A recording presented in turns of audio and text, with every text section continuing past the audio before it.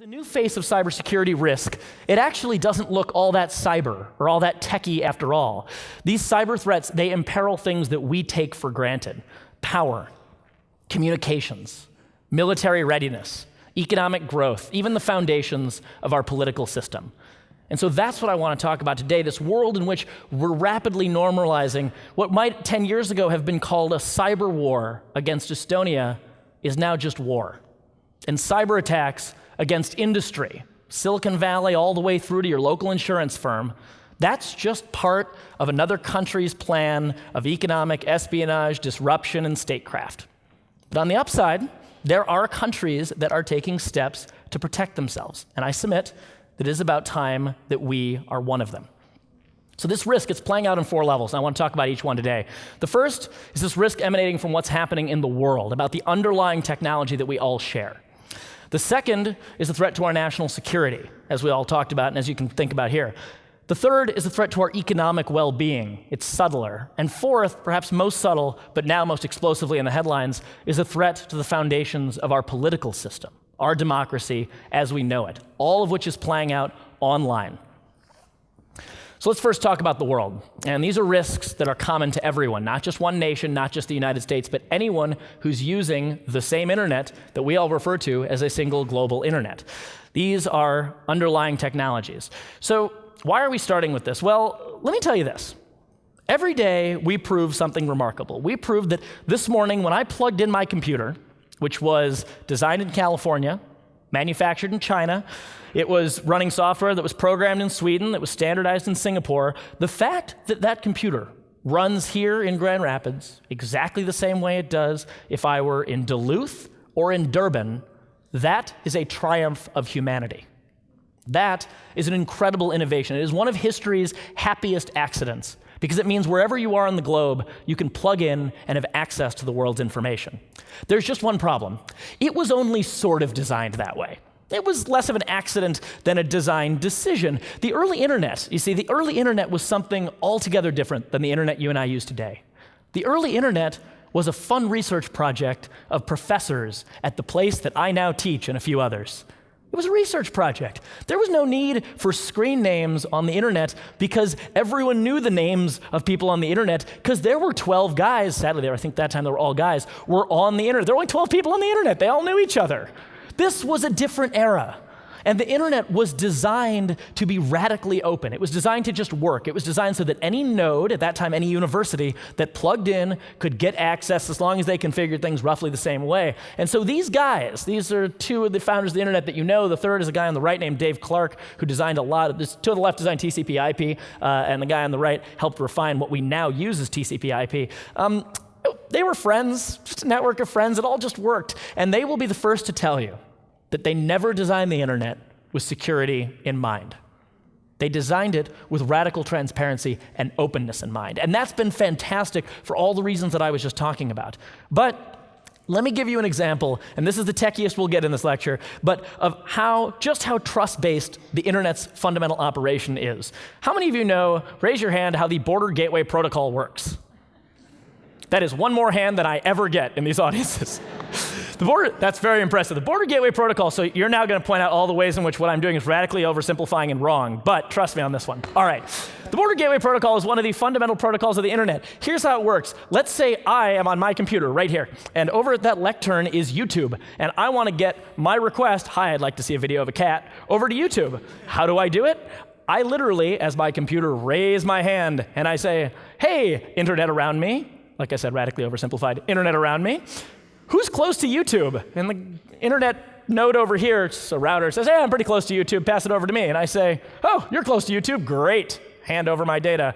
And so on and so forth. Who's closer to YouTube? I am. Okay, fantastic. Over it goes. And this is the trust-based system that ultimately gets my data over to YouTube and then gets that cat video all the way back over to me. This is all happening at little, tiny fractions of seconds, but it's a trust-based system and it can be broken. How can it be broken? Let me tell you. If you're the government of Pakistan, about 8 years ago, and you don't like YouTube very much because it's got some videos that kind of make you uncomfortable, and you decide that your internet service provider is going to do something really mean, really malicious, and say, hello, global internet, I'm right next to YouTube.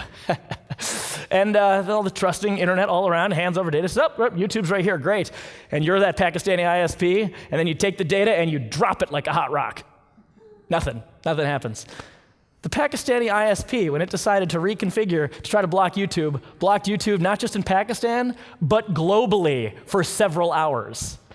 The system can be hijacked by those that are just willing to be a little malicious or a little dishonest. And it's not just about the protocols or the software either. Remember this guy, Ted Stevens? Some of you will remember, a senator from Arkansas. From Alaska. Ted Stevens was pilloried once, because for those of you who are younger in the audience, there's a great clip you can get on YouTube of Ted Stevens. He was actually talking about net neutrality, but he said this. He said, the internet's not something that you just dump something on. Ignore that for a moment. It's not a big truck. It's a series of tubes.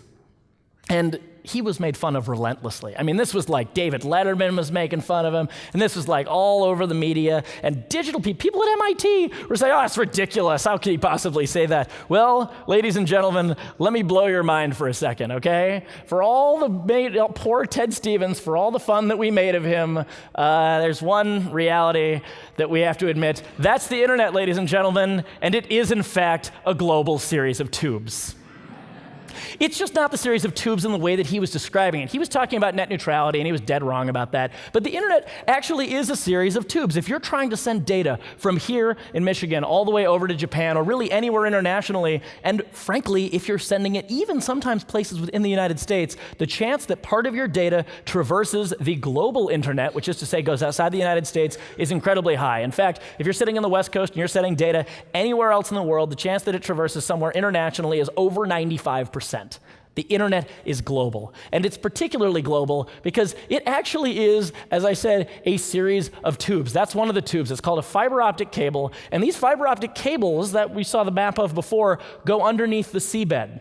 And 95+% of global internet traffic internationally travels on one of these, for lack of a better term, tubes. And the problem with these tubes is that they're tubes and they break. In fact, they break reasonably often. I was in Taiwan in 2008, and an anchor decided it was going to tear up one of these. This is not malicious. This is just some guy had his anchor down. It was a big anchor, and it tore up the fiber optic cable. It was right over there. You can actually see it. And that cable break knocked out my ability to get on Gmail or Yahoo or anything else for several days. Because, as you saw on the prior slide, these cables, they're fragile, they're undersea, and also they come to landing points on land that are often not terribly well protected. It's just underlying infrastructure that, frankly, a couple of malicious guys could do some real damage with. And it keeps happening. These anchor strikes keep happening elsewhere. They happen first, as I mentioned, Taiwan and Southeast Asia, North Africa. They keep happening. And again, that's before there's any malicious intent. So how fragile are these systems? Well, let me tell you this. In 2009, in San Francisco, the hub of Silicon Valley, right, where everything's wired and everybody moves around on floating surfboards or something.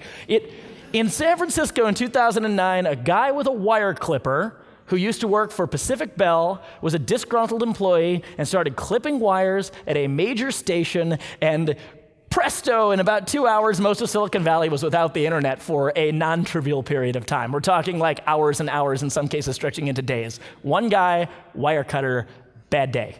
Okay? Well, lest you think this is an isolated incident, in Phoenix in 2015, it happened again. Same thing, cutting wire in a city. What was the effect? ATMs stopped working. 911 stopped working. Suddenly, that started looking a little bit more like a national security or a public safety event, a little bit less like a techie scenario. And this sort of insecurity, this concern, it's fragility, it's not local. It's not just the United States, it's global. And it's a part of the network itself. And it is begetting a kind of territoriality, a kind of geopolitical paranoia on the part of folks all over the world. It is the reason, incidentally, why the Russians refer not to global cyberspace, but to the information space, to the Russian information space, because they are competing for who owns this infrastructure, but also who has the right to defend it. If you were to ask someone in China about what people online in China are referred to, they are Chinese netizens. They're not internet users. They're Chinese netizens. They're citizens of the Chinese internet is what they're trying to convey to you there. This is the beginning, the rhetorical beginning, of a real international competition for who gets to be on these networks and when and why. And the challenge is it's creating an uncertainty, a lack of rules, a mistrust of intentions. To tell you a brief story, I will just say I was at arms control negotiations in Moscow with a bunch of folks in the Russian Foreign Ministry, and they came up to me. And they had this document, the Defense Strategy for Operating in Cyberspace, which I assure you no one here has ever heard of, and there's no reason to. But it was a random Department of Defense document about what they were going to do in cyberspace. And this gentleman from the Russian Defense Ministry came to me, and he pointed at a paragraph in it, and he said, this is proof. Proof of what? I said. He said, this is proof that you are in our nuclear systems. It was a passage that said the United States reserves the right to conduct freedom of navigation on internet as it does in the seas. If you're a military doctrine guy, this is not a terribly sophisticated statement. This is not a terribly controversial statement. And yet, the level of mistrust was so high that the guy in charge of interpreting doctrine for the Russian Foreign Ministry actually believed that it was evidence that we had a free pass to go in to Russian nuclear command and control and do as we saw fit. And that's why we're in this world-changing environment in which suddenly the warrior of the future doesn't look like that guy on the left, it looks a little bit more like that guy on the right. It's an Economist cartoon.